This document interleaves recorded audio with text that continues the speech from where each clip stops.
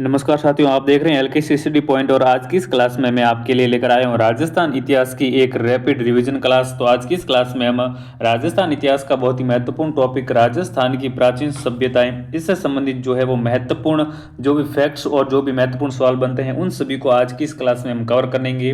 ये class Rajasthan REET mains level first और second दोनों के लिए जो है वो काफ़ी इंपॉर्टेंट रहने वाली है। तो वीडियो को लाइक जरूर कर दीजिएगा, चैनल को सब्सक्राइब और अपने सभी फ्रेंड्स के साथ शेयर बिल्कुल से भी कर दीजिएगा और क्लास को शुरू से अंत तक देखिएगा।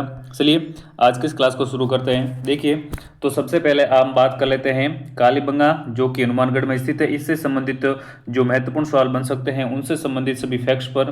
तो देखिए शुरुआत करते हैं। कालीबंगा कौन सी भाषा का शब्द है? तो ये तो आप सभी को पता ही होगा। कालीबंगा जो है वो सिंधी यानी कि पंजाबी भाषा का शब्द है। अगला है कालीबंगा का शाब्दिक अर्थ क्या है? तो कालीबंगा का शाब्दिक अर्थ है काले रंग की चूड़ियाँ। अगला है कालीबंगा कितनी प्राचीन मानी जाती है? तो कालीबंगा जो है वो 6000 वर्ष प्राचीन मानी जाती है। ये जो है आरबीएसई 10th बुक के अनुसार 6000 वर्ष प्राचीन मानी जाती है। अगला है कालीबंगा की खोज किसके द्वारा की गई थी? ये जो फ्रेंड्स क्लासेस हैं ये राजस्थान रीट मेंस के साथ साथ Rajasthan SI, Rajasthan high court group D और रीट सीईटी इन सभी एग्जाम्स के लिए भी महत्वपूर्ण है। तो देखिए कालीबंगा की खोज किसने की थी? तो कालीबंगा की खोज जो है फ्रेंड्स अमलानंद घोष के द्वारा 1952 में की गई थी। नेक्स्ट है कालीबंगा का सर्वप्रथम उत्खनन किसके द्वारा किया गया था? तो देखिए कालीबंगा का सर्वप्रथम उत्खनन ब्रजवासी लाल और बालकृष्ण थापर और एमडी खरे ने 1961-62 में जो है वो शुरू किया था। नेक्स्ट है कालीबंगा की कौन सी नदी के किनारे स्थित है? ये जो कालीबंगा है ये कौन सी नदी के किनारे स्थित है? तो ये घग्गर नदी यानी कि प्राचीन सरस्वती नदी के किनारे स्थित है।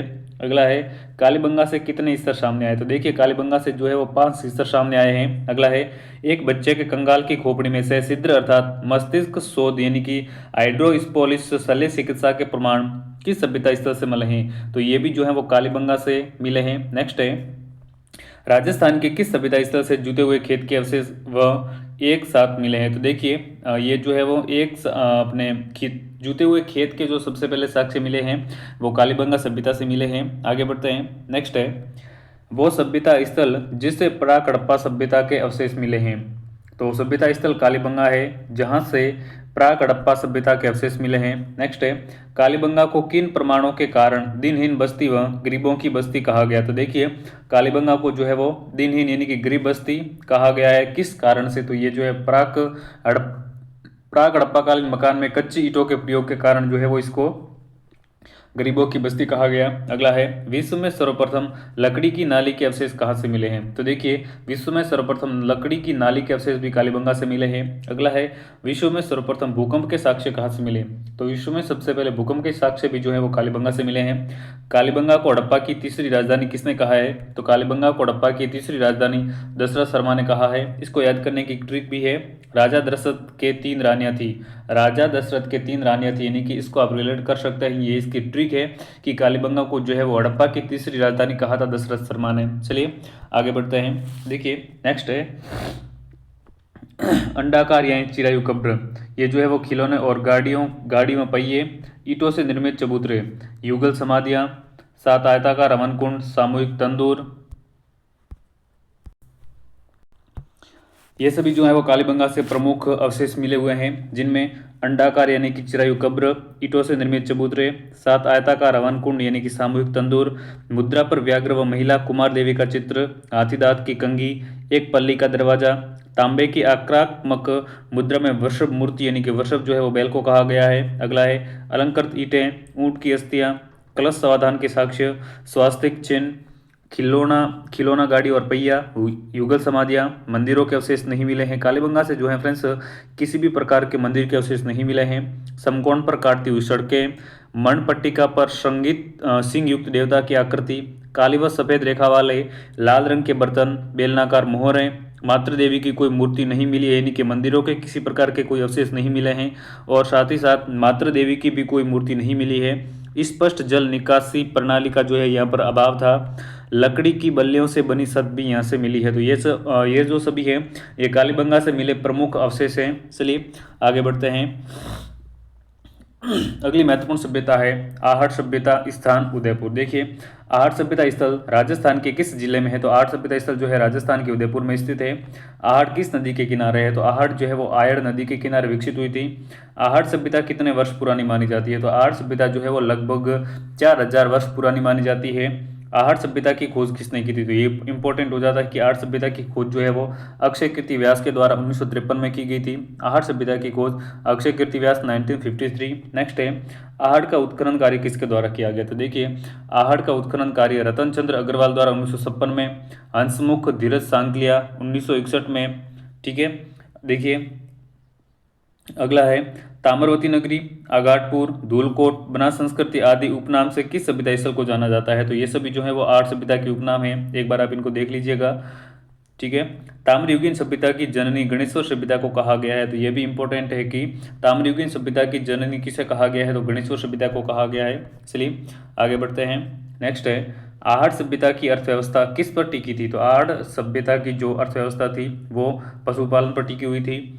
आहड़वासी गंदे पानी के निकास के लिए जो उपकरण प्रयोग में लाते थे वो कहलाता था चक्रकूप, यानी कि आहड़वासी अब जल निकास के लिए जो उपकरण प्रयोग करते थे उसको जो है वो चक्रकूप के नाम से जाना जाता था। नेक्स्ट है आहड़ की खुदाई से प्राप्त मर्द भांडों की मुख्य विशेषता क्या थी?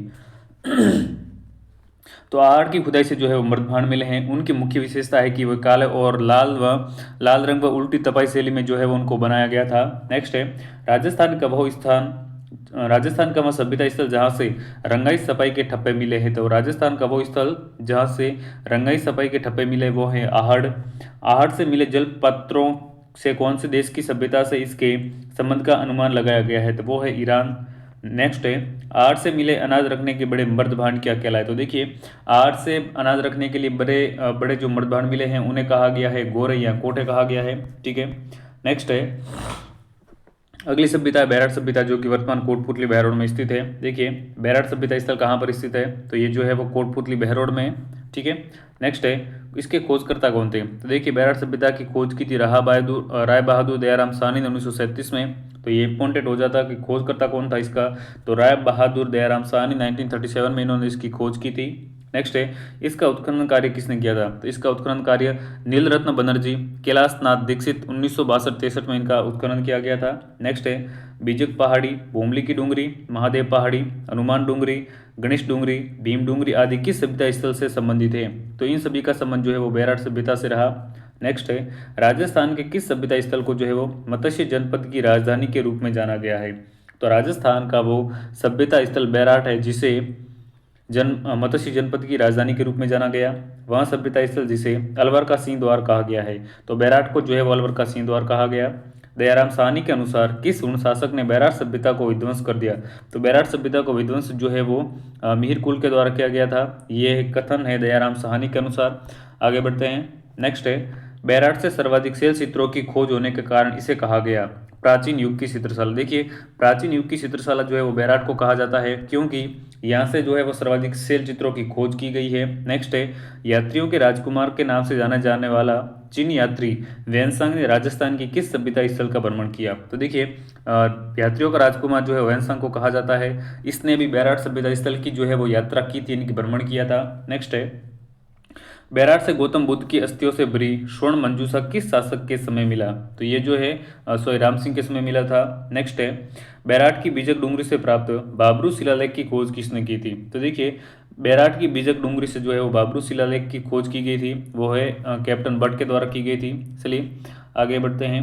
अगली सभ्यता आपके सामने है गणेश्वर सभ्यता। ठीक है, देखिए इसका स्थान पूछ ले तो नीम का थाना सीकर। नेक्स्ट है नदी, तो ये कौन सी नदी के किनारे विकसित हुई थी? तो गणेश्वर सभ्यता जो है वो कांतली नदी, यानी कि कांतली नदी के प्रवाह क्षेत्र को जो है वो तोरावटी बेसिन कहा जाता है, इसके किनारे ये विकसित हुई थी। नेक्स्ट है इसकी खोज किसके द्वारा की गई थी? तो देखिए गणेश्वर सभ्यता की खोज रतन चंद्र अग्रवाल द्वारा की गई थी 1972 में।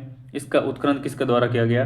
तो गणेश्वर सभ्यता का उत्खनन आरसी अग्रवाल और विजय कुमार द्वारा 1977-78 में किया गया। नेक्स्ट है इसके उपनाम क्या है, यानी कि गणेश्वर सभ्यता को जो है वो ताम्रयुगीन सभ्यता की जननी और पुरातत्व का पुष्कर नाम से जाना जाता है। तो ये लाइन काफ़ी इंपॉर्टेंट है कि ताम्रयुगीन सभ्यता की जननी और पुरातत्व का पुष्कर किसे कहा जाता है?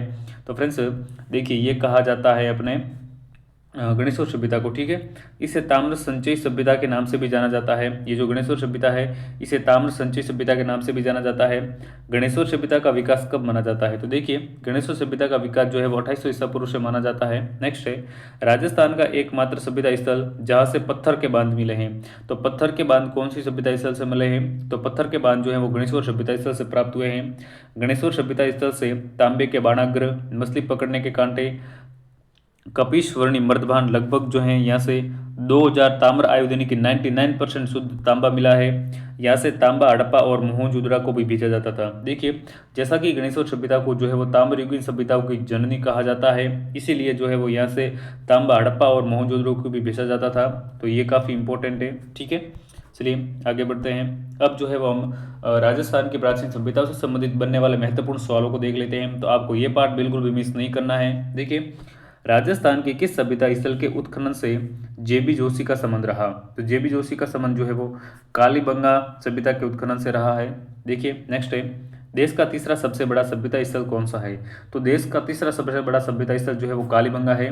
राखीगढ़ी और धोलावीरा के बाद में तो सबसे बड़ा हो गया राखीगढ़ी और उसके बाद में धोलावीरा और तीसरा सबसे बड़ा जो है वो कालीबंगा है, ठीक है।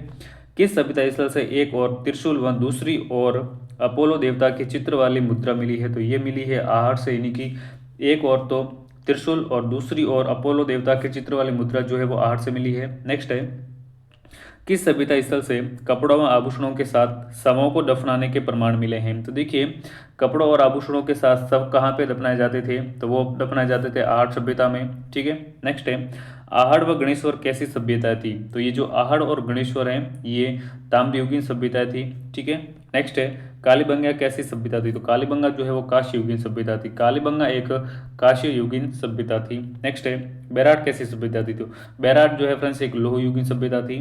बैराट से प्राप्त मुगल द्वारा किस मुगल शासक बैराट से प्राप्त मुगल द्वार किस मुगल शासक द्वारा निर्मित था? तो ये जो है वो बैराट से प्राप्त द्वार ये अकबर द्वारा निर्मित था, ठीक है। अगला है भारतीय पुरातत्व विभाग की स्थापना किसने की थी? तो भारतीय पुरातत्व विभाग की स्थापना अलेक्जेंडर कनिंघम द्वारा की गई थी 1861 में। देखिए अगला है राजस्थान में पुरातत्व सर्वेक्षण कार्य सर्वप्रथम किसने प्रारंभ किया?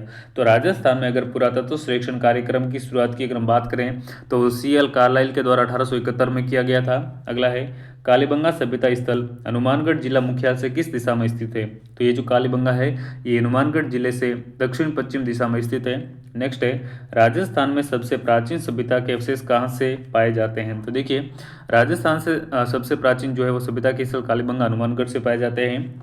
कालीबंगा पुरास्थल के किस दिशा में जूता हुआ खेत मिला है? तो सबसे प्राचीन जो है वो जूते हुए खेत के अवशेष कालीबंगा से मिले हैं। वो कालीबंगा के दक्षिण पूर्व दिशा में पाए जाते हैं, ठीक है। नेक्स्ट है राजस्थान के किस स्थान से सैंधवकालीन अवशेष मिले हैं? तो सैंधवकालीन अवशेष जो मिले हैं वो कालीबंगा से मिले हैं। नेक्स्ट है सेध किए हुए किवाड़ व दोहरी रक्षा प्राचीर के अवशेष कहाँ से मिले? तो ये भी मिले हैं कालीबंगा से। अगला है हड़प्पा कालीन मृत भांडों को उनके आकार, बनावट व रंग के आधार पर कितने उपभागों में बांटा गया है?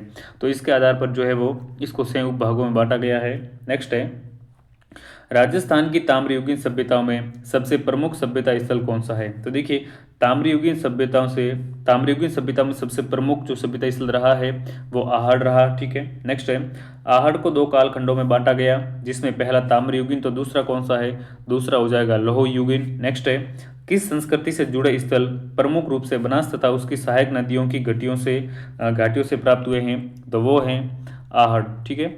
ये हो गया। अब आगे बढ़ते हैं। देखिए नेक्स्ट है आहड़ सभ्यता के लोग खाद्यान्न के रूप में मुख्यतः किन फसलों का प्रयोग करते थे? तो आहड़ सभ्यता के लोग हैं वो खाद्यान्न के रूप में प्रमुख रूप से गेहूं, चावल और ज्वार का जो है वो प्रयोग करते थे। नेक्स्ट है आहड़ के उत्खनन से प्राप्त वो सामग्री या पत्थर जो बाह्य संपर्क यानी कि ईरान से संपर्क का संकेत देती है तो वो है फ्रेंड्स लेपिस लाजुली। नेक्स्ट है किस सभ्यता स्थल से मौर्यकालीन सभ्यता के अवशेष प्राप्त हुए हैं? तो देखिए मौर्यकालीन सभ्यता के अवशेष प्राप्त हुए हैं बैराट सभ्यता स्थल से। नेक्स्ट है किस स्थल से यूनानी शासक मिनेंडर के 16 सिक्के प्राप्त हुए हैं? यूनानी शासक मिनेंडर उसके 16 सिक्के प्राप्त हुए हैं बैराट सभ्यता से।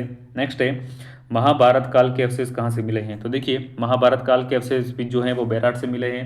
नेक्स्ट है मिट्टी से बना हुआ कुत्ता, भेड़िया, चूहा, हाथी व पंख फैलाए बुगले के अवशेष कहाँ से मिले हैं? तो ये सारे जो अवशेष मिले हैं वो कालीबंगा से मिले हैं। नेक्स्ट है तीन मानव कृति व माटी की वर्षभाकृति कहाँ से मिली है, तो ये भी मिली है फ्रेंड्स कालीबंगा से। तो देखिए आज की इस क्लास में जो है हमने राजस्थान की प्राचीन सभ्यताओं से संबंधित जो है वो जो सवाल महत्वपूर्ण बनते हैं वो सभी, और इसके अलावा जो भी फैक्ट हैं उनको भी थोड़ा डिटेल में हमने रिवाइज किया है। तो क्लास को जो है वो आपने शुरू से अंत तक देखा। आप जो है एग्जाम से पहले भी इसको 2 से 3 बार जो है इसको 2x की स्पीड करके भी 2 से 3 बार जरूर से रिवाइज कर लें, ताकि आपको एग्जाम में काफ़ी हेल्प मिल सके। चलिए मिलते हैं अगले एक और नए वीडियो में, तब तक के लिए नमस्कार।